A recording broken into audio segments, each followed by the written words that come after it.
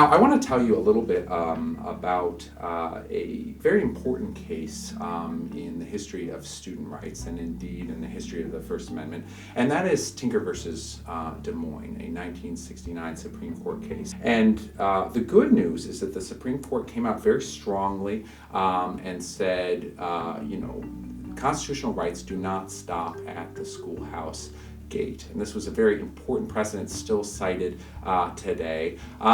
I think one of the problematic aspects of Tinker is that the language the court used, the majority opinion used in the case, actually allowed schools and school districts a lot of ability to actually censor student speech as long as they used the right rhetoric. And that's really what we've seen in the last 50 years, is an eroding of these sort of mid-century high point that it looked like student rights were going to be this really robust thing. But over those last 5 or so decades, we've actually seen students losing rights and schools becoming very savvy with how they articulate the interests that they are protecting.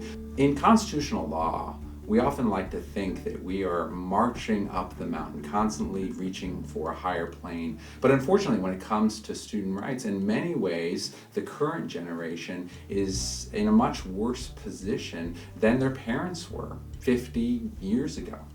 So I think this is, to me, as someone who advocates for children's rights, maddening. We actually saw quite a lot of negative publicity. We see it today against the Parkland survivors. We see it against young climate change advocates. And the thing that I think is so frustrating to me about it is, here are people who are denied any formal role in our political system. They cannot serve on juries, they cannot vote, they cannot hold elective office. And here's the only way they can speak is on social media.